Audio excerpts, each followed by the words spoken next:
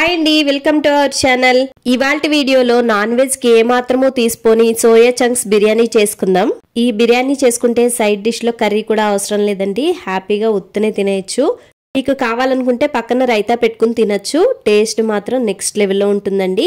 ఇక రండి స్టార్ట్ చేసేద్దాం. ముందుగా పొయ్యి మీద ఒక కడాయి పెట్టుకొని దానిలో ఒక స్పూను ఆయిల్ వేసుకోవాలి. ఆయిల్ కొద్దిగా హీట్ అయిన తర్వాత ఒక పెద్ద ఉల్లిపాయని ఇలా సన్నగా చీరికలుగా కట్ చేసుకుని వేసుకోవాలి. 3 లేదా 4 పచ్చిమిరపకాయలను వేసుకోవాలి. అలాగే 3 పెద్ద టమాటాలు బాగా పండినవి ముక్కలుగా కట్ చేసుకుని వేసుకుని వీటిని ఒక 5 నుంచి 10 నిమిషాల పాటు మగ్గించుకోవాలి. ఉల్లిపాయ టమాటా ముక్కలు 5 నిమిషాలకి మగ్గిపోయాయి కదా. ఇప్పుడు స్టవ్ ఆఫ్ చేసేసుకుని చల్లారేంత వరకు పక్కన పెట్టుకోండి. ఇప్పుడు ఒక గిన్నెలో బాగా మరిగిన మంచినీళ్ళని పోసుకొని దానిలో ఒక కప్పుడు మిల్ మేకర్ వేసుకోవాలి. అదేనండి సోయా చంక్స్ వేసుకోవాలి. ఈ మిల్ మేకర్ని ఒక అరగంట పాటు నానబెట్టుకోవాలి. ఇప్పుడు మిక్సీ జార్ తీసుకుని దానిలో అల్లం వెల్లుల్లిపాయ వేసుకోవాలి.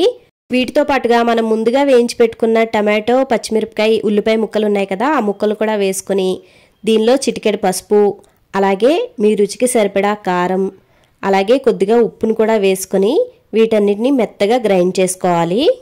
ఈ గ్రైండ్ చేసి పెట్టుకున్న మసాలా అంతా పక్కన పెట్టుకోండి. ఇప్పుడు పొయ్యి మీద కుక్కర్ పెట్టుకొని కుక్కర్ కొద్దిగా హీట్ అయిన తర్వాత 2 లేదా 3 స్పూన్లు నెయ్యి వేసుకోవాలి. ఈ గీ ప్లేస్లో ఆయిల్ కూడా వేసుకోవచ్చు. ఇప్పుడు గీ కొద్దిగా హీట్ అయిన తర్వాత బిర్యానీ స్పైసెస్ వేసుకోవాలి. మీడియం సైజు ఉల్లిపాయని సన్నగా చీరికలుగా కట్ చేసుకుని వేసుకోవాలి. మీకు ఇష్టం ఉంటే కొన్ని జీడిపప్పులు కూడా యాడ్ చేసుకుని వీటిని కొద్దిగా వేయించుకోవాలి. ఇవి కొద్దిగా వేగిన తర్వాత మనం ముందుగా నీళ్లలో నానబెట్టుకున్న సోయా చంక్స్ని గట్టిగా పిండేసి ఈ ఉల్లిపాయ ముక్కల్లో వేసుకోవాలి. ఈ సోయా చంక్స్ని 5 నుంచి 6 నిమిషాల పాటు వేయించుకోవాలి. అలా వేయించుకుంటే టేస్ట్ చాలా బాగుంటుంది. కొంచెం సేపటికి ఇవి కూడా బాగా వేగిపోయాయి కదా. ఇప్పుడు మనం ముందుగా గ్రైండ్ చేసి పెట్టుకున్న మసాలా ఉంది కదా, ఆ మసాలా ముద్దని మిల్ మేకర్లో వేసేసుకుని పచ్చివాసన పోయేంత వరకు వేయించుకోవాలి.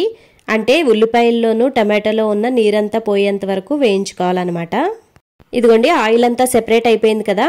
ఇప్పుడు మనం కట్ చేసి పెట్టుకున్న పుదీనా కొత్తిమీర వేసుకుని అలాగే కొంచెం ధనియాల పొడి, కొంచెం జీలకర్ర పొడి వేసుకుని ఒక్కసారి కలుపుకోవాలి. అరగంట పాటు పక్కన నానబెట్టుకున్న బాస్మతి బియ్యాన్ని 1కి 2 సార్లు శుభ్రంగా కడిగేసుకుని ఎక్కడా నీరు లేకుండా రైస్ని తీసుకుని మిల్ మేకర్లో వేసేసుకోవాలి. రైస్ వేసిన తర్వాత ఒక్కసారి మాత్రమే కలుపుకోవాలండి. మరీ ఎక్కువగా కలిపారంటే రైస్ విరిగిపోతుంది.